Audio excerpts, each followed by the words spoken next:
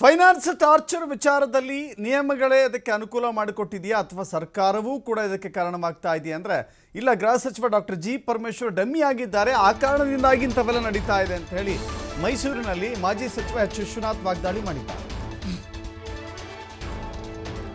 ಗೃಹ ಸಚಿವ ಜಿ ಪರಮೇಶ್ವರ್ ಒಬ್ಬ ಡಮ್ಮಿ, ಮೈಕ್ರೋ ಫೈನಾನ್ಸ್ ರಾಬರಿ, ಕಳ್ಳತನ, ದರೋಡೆ ಹೆಚ್ಚಾಗಿದೆ, ಜನರ ಬದುಕು ಕಾನೂನು ಸುವ್ಯವಸ್ಥೆ ಹಾಳಾಗಿದೆ, ಪೊಲೀಸರೇ ರಾಬರಿ ಮಾಡಿಸ್ತಾ ಇದ್ದಾರೆ ಅಂತ ಹೇಳಿ ಎಚ್ ವಿಶ್ವನಾಥ್ ಕಿಡಿಕಾರಿದ್ದಾರೆ.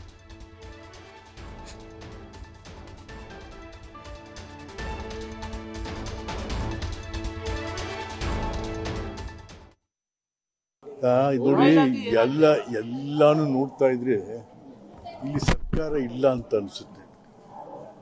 ಈಗ ಬೇಕಾದಷ್ಟು, ಯಾಕೆಂದ್ರೆ ಪೊಲೀಸ್ ವೆರಿ ಇಂಪಾರ್ಟೆಂಟ್.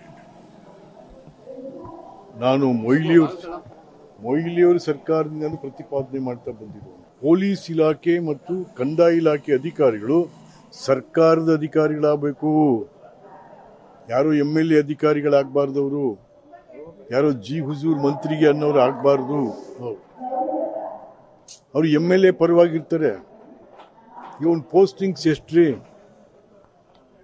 ಬೆಂಗಳೂರಲ್ಲಿ ACP ಪೋಸ್ಟಿಂಗ್ಸ್ 2 ಕೋಟಿ. ಪೊಲೀಸ್ನವರೇ ಮಾಡಿಸ್ತಾರೆ ರಾಬ್ರಿ, ಕಳ್ತನ, ಅವು ಇವೆಲ್ಲ. ಯಾಕೆಂತಾರೆ ಪಾಪ ಅವ್ನು ಏನ್ ಮಾಡ್ತಾನೆ, ಎಲ್ಲಿ ತತ್ತಾನ್ರಿ ಇವನು?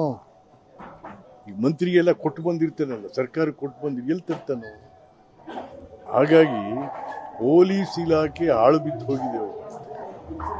ಪಾಪ ನಮ್ಮ ಪರಮೇಶ್ವರ್ ಒಳ್ಳೆ ಮನುಷ್ಯ. ಪಾಪ ಪರಮೇಶ್ವರ್ಗೆ ಬರೀ ಸಬ್ ಇನ್ಸ್ಪೆಕ್ಟರ್ ಟ್ರಾನ್ಸ್ಫರ್ ಮಾಡೋ ಪವರ್ಸ್ ಇದೆ ಅಷ್ಟೇ. ಅದ್ರ ಮೇಲಿಲ್ಲ ಅವ್ರಿಗೆ. ಅದ್ರ ಮೇಲೆ ಏನಿದ್ರು ಚೀಫ್ ಮಿನಿಸ್ಟರ್ ಮಾಡು. ಕರ್ನಾಟಕದಲ್ಲಿ ಆಗ್ತಾ ಇರ್ತಕ್ಕಂಥ ಈ ಕ್ರಿಮಿನಲ್ ಆಕ್ಟಿವಿಟೀಸ್ ಎಲ್ಲ ನೋಡಿದ್ರೆ ಗೃಹ ಮಂತ್ರಿಗಳೊಬ್ಬ ಡೆಮ್ಮಿ ಅಂತ ಅನ್ನಿಸ್ತದೆ. ನಾನು ನೋಡ್ತಾ ಇದ್ರೆ ಇಲ್ಲಿ ಸರ್ಕಾರ ಇಲ್ಲ ಅಂತ ಅನ್ಸುತ್ತೆ. ಈಗ ಬೇಕಾದಷ್ಟು, ಯಾಕೆಂದ್ರೆ